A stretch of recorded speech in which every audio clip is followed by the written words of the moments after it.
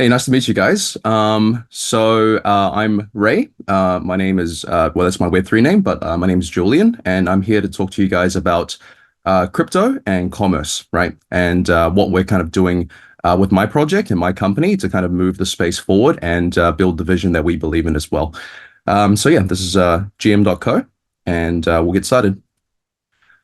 So the main topic of today is about retail and the kind of mass adoption of crypto as a currency and kind of like what that means for the industry and what we believe is going to be the next leg of growth after we've seen the kind of, the ICO season and then the kind of DeFi summer that we've had along with the explosion of NFTs.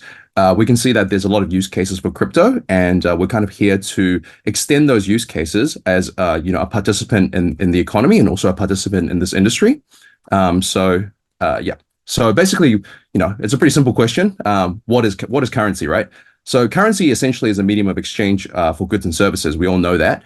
And traditionally, it's always done with either cash or digital payments using fiat as a base, right? Cryptocurrency has two parts of the word. There's crypto and then there's currency. We all understand the crypto aspect of it, but it isn't really serving as a function of a currency because it's not a prevalent medium of exchange, right? So right now, if you wanted to buy something in crypto, it's somewhat challenging. You have to find someone that accepts crypto. You have to then go through, different payment gateways or different solutions. You might have to send the payment directly to the seller. It's quite a complicated process, and it's not very streamlined. As I've just spoken about it, crypto payments are highly fragmented. There's a diverse amount of cryptocurrencies. There's many different blockchain networks. You have Bitcoin, Ethereum, Solana, Avalanche, and all these different blockchains perform different functions, right? And there's also an issue with merchant adoption. So anecdotally, as a company, we build a shopping platform using crypto as the main and only checkout payment option. And we found it quite difficult to convince a lot of traditional merchants to accept crypto, partly because they're a little bit cautious regarding cryptocurrency because some of the negative and misunderstandings that they might have had with crypto through the mainstream media systems. So merchant adoption, anecdotally we've found that it's quite hard to convince merchants a lot of the time. And along with the volatility of crypto, it's tough because we've all heard that story of that guy buying a pizza with 10,000 Bitcoin, right? And then, at that point, the pizza was probably worth $10, but now those Bitcoins are worth a hell of a lot more. So braving that kind of like that exchange risk of like buying something today and then potentially using your crypto and then having that crypto worth a lot more down the line. It's all of a sudden, the iPhone is not $2,000 anymore. It might have become a $40,000, $50,000, $400,000 iPhone. So these are some of the challenges that we face, right? And there's also clunky networks that prolong transactions.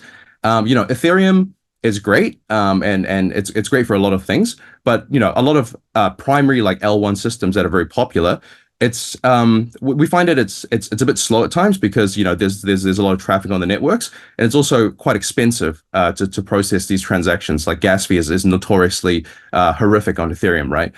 So that's also part of the concerns and part of the kind of challenges we face. And then obviously there's regulatory concerns as well in terms of like what you can do with crypto, how you can spend it, and sometimes how you can off ramp it into fiat currency as well. Yeah, like I spoke about earlier, we find that the winning solution for crypto payments to go mainstream is to have merchants adopt and accepting cryptocurrency as a form of payment. So there's a lot of education that needs to go into this aspect.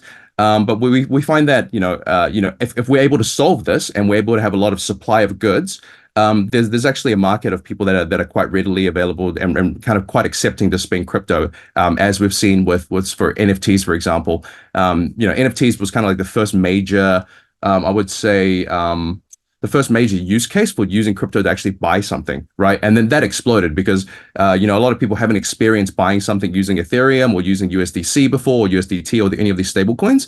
And it was a very addicting feeling to actually be able to spend your crypto that you've been stashing or trading or investing, to be able to then convert that into some kind of real value without having to cash out through a bank or anything like that. So this is a typical kind of like flow for kind of buying something using crypto, right? So, you have your normal item description page, like any website that you go to, and then you confirm the item and price, you fill in your shipping details, and then you confirm your shipping options. And then right at the very end, you would see cryptocurrency as a payment option.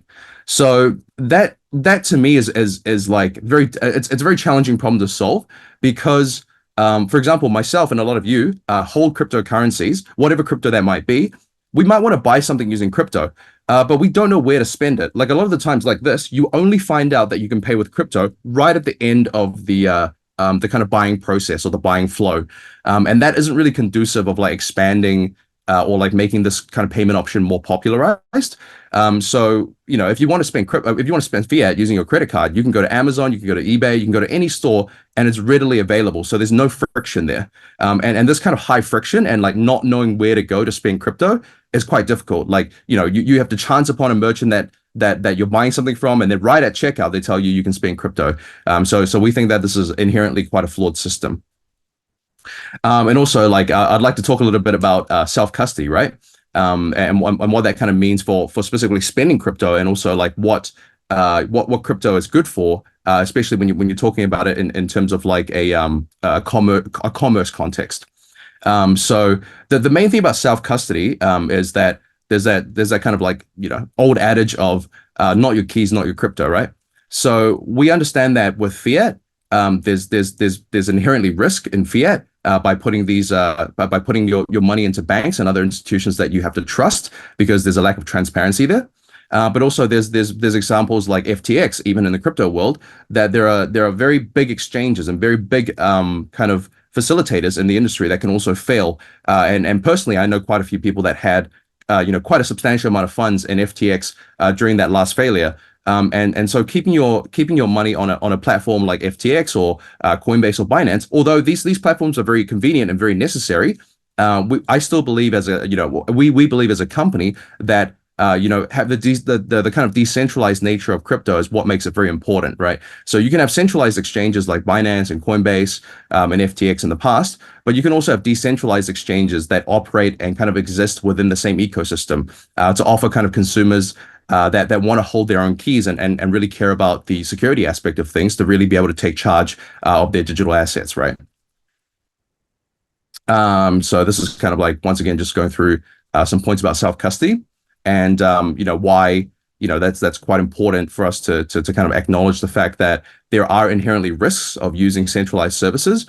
So, you know, with a lot of payment services that you see today, they do run through kind of like centralized institutions. So whether it's you know, BitPay or Coinbase Pay or Binance Commerce or whatever they call their product now, all of these kind of payment gateways that are currently out there, they're all facilitated by these centralized parties.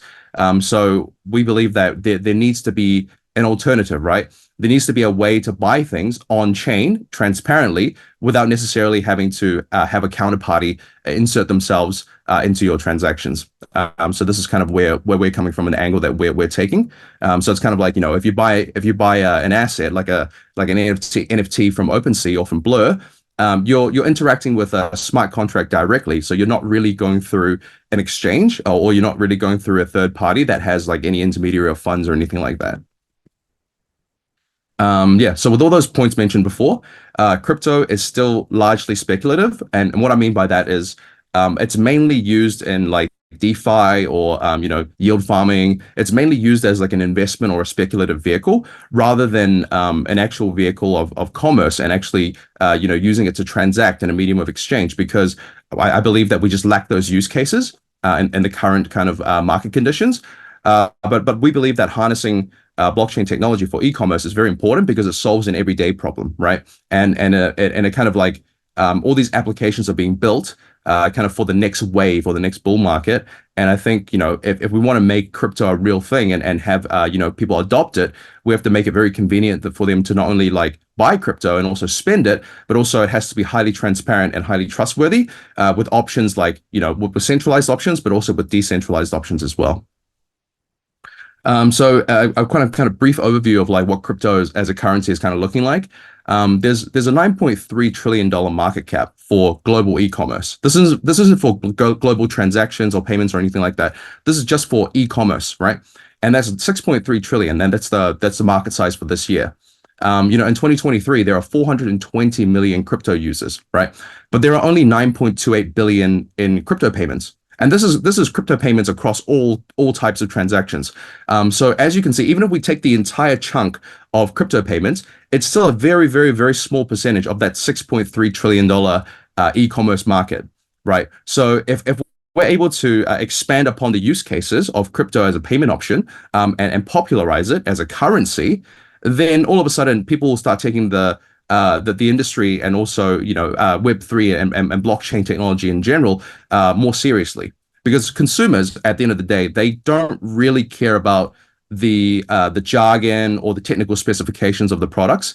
What they want is just a product that is very user friendly and something that they can adopt and use without having to understand, right? Most people don't understand what HTTP is, but everybody uses the internet every day, right? So a good product or good products that are being built and good projects that are being that are investing into crypto and expanding the use cases of crypto, such as using it as a payment option for goods and services, we think of is very important because it's an everyday need. Everybody needs to pay for things, and if we're able to insert ourselves into that kind of payment loop, all of a sudden our market size is massive. Right. So this is some of the reasons of why cryptocurrency, we see it as a rising form of payments. There's an increase in adoption of stable coins like USDC, USDT, DAI, and other kind of stable coins that kind of de-risk some of the transaction risk, right? Because like earlier I was saying, you would have that guy buy a pizza for $10 for 10,000 Bitcoin, and all of a sudden that pizza becomes very expensive years down the line, right? So having stable coins as an option nowadays gives people a little bit more peace of mind. So like if you're paying for something, you know exactly how much you're paying for, and you're not really risking the fluctuations of the cryptocurrency per se. There's also an increased and improved stability, across certain blockchain networks. There are a lot of blockchain there are a lot of blockchain networks these days with very high TPSs, very high transactions per second, and they can handle a large amount of inflow and outflow of transactions and payments. And then also like the cost of doing these transactions on some of these, other chains, are very, very, very affordable, right? And then there's also, interoperability. There's a lot of things being built now that make the communication between different blockchains, very, very possible and very easy to do. There's also enhanced security features. It's becoming, more user friendly. As people build more products for like an actual mass market consumer, those barriers to entry and the friction of using the products and using crypto becomes lower and lower as well. And also, having higher regulatory clarity is very important for our industry. Like knowing exactly where the boundaries are and having large players and pretty much having the people that are dealing with your funds to be audited and have like a standard that they're upheld to will give the industry more legitimacy, right? And it gives us all kind of more advantages when we push for adoption. Like when I'm going to talk to a merchant about accepting a crypto payment as an option, they're not going to be as tarnished by the aspect that, oh, crypto is a scam or crypto is difficult to use or any of these kind of like big objections that they have right now. We think regulatory clarity will really help with some of those as well to help legitimize what we're doing as an industry. There's also, tokenization of assets that, is a very interesting aspect of as well. We see NFTs already as a huge asset class that is kind of like blown up, but also tokenization of other things like valuables as collectibles, like watches or, tradable cards or collectible cards. We see some projects doing tokenization of these assets for people that want to buy and actually hold and collect these things, but they don't necessarily want to, have the actual product itself, sitting in their garage or sitting in their house. So the tokenization and then the custody of those assets is quite an interesting use case. And obviously there's also fractionalization of assets and all kinds of different things that are going on right now. So with all these new developments, we just feel that, in the next cycle, when there's a lot of media attention, I think what's going to drive the next leg of growth is really these consumer applications that will really allow us to not just have a million users within an ecosystem. We're talking millions and millions of people worldwide, right? So we've talked a lot about the reasons and kind of like why we're bullish on using crypto as a payment option. But there's also a lot of issues that we see in traditional e-commerce that we think that crypto can solve as well. There are fraud and disputes. So right now, just for example, if you wanted to go on Amazon or go on eBay to buy something, and you see a seller that's got 5,000 positive reviews on a specific product, how much of that can you really trust? Because we all know that you can go on Fiverr.com or any of these freelance websites and get hundreds of fake reviews. Pretty much, for $100 you can get 1,000 fake reviews on your products. So it's very difficult as a consumer to determine which reviews are legitimate and which reviews are just like artificially inflated to kind of like boost the appearance of that product. So having e-commerce or having commerce happen, especially in a decentralized manner on chain, resolves a lot of that, right? Because every single transaction can be audited. If you buy something, that history, that record is on chain. So if there's 100 new wallets buying something just to leave a positive review on a product, you know that there's something suspicious going on there. So there's a higher degree of transparency, which leads to a higher degree of trust that consumers can place, on platforms that offer like, real legitimate reviews that are on chain. There's also other things that we can solve, which is like, for example, the verification and the authenticity of products.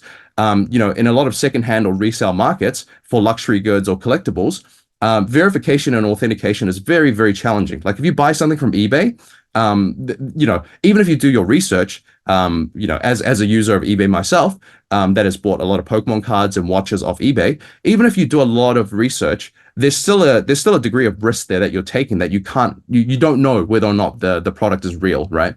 But using on-chain authenticity certificates, or like proof of purchases, you're able to trace the origin of the product and also trace the ownership throughout its entire life cycle, right? So this provenance doesn't just work for artwork; it works for all kinds of products. From your iPhone to Rolexes to Pokemon cards to sneakers to even clothing items or luxury goods like Hermes bags or LV wallets, anything of that nature. If you have a verification and authenticity certificate, or that is followed through for this product's life cycle, then you can very confidently buy something online without having to worry about the authenticity of that specific product, right?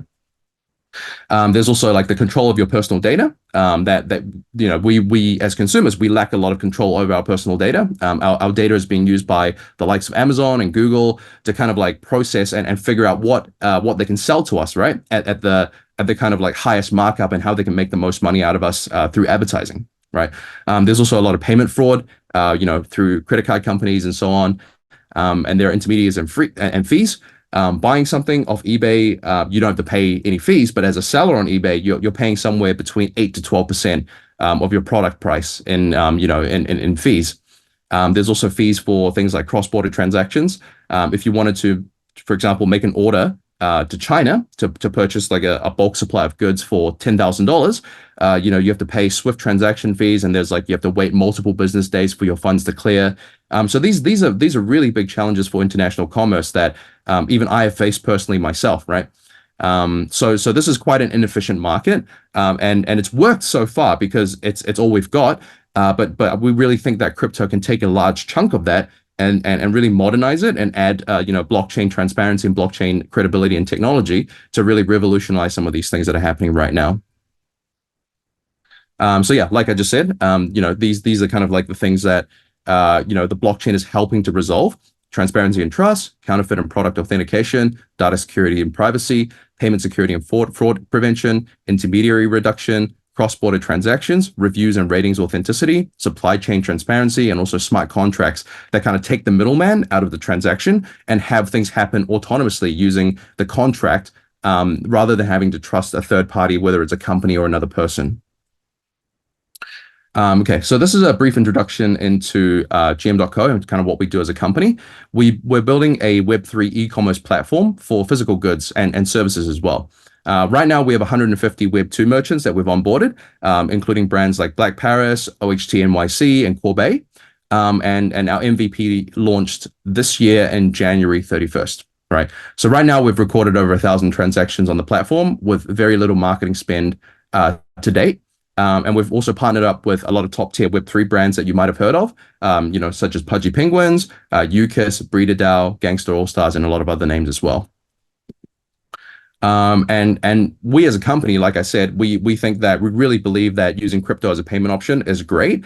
And we really need a decentralized option and also a marketplace where people can go to buy and sell things without having a lot of friction and kind of like a lot of barriers in place, right?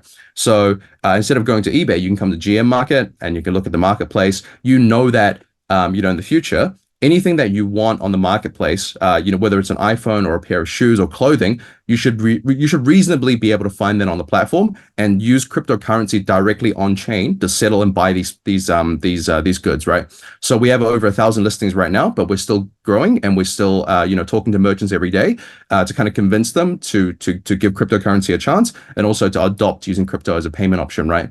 And we're also have another branch of the company or another arm of the company called GM Cash, which is a payment gateway and also like some kind of a virtual credit card system that we're developing. And we're trying to keep it as decentralized as possible to kind of offer a decentralized option to the payment gateway landscape in Web3. So yeah, these are some of the examples of the people that we've worked with and some of the services that we offer. And yeah, so this is gm.co and what we believe is going to be the key to a decentralized, the decentralized adoption of cryptocurrency and maintaining that kind of allure of crypto of being able to control and own your own digital assets and also be able to spend them however you want. So thank you very much for coming. Once again, my name is Julian. I'm the CEO of PXN. And if you've got any business development leads or any business development questions or conversations that you want to have, you can speak to Kit as well. He's our BD lead, of PXN and GM.co, and his Telegram is YKit with 2 T's at the end. Cool. Thank you, guys.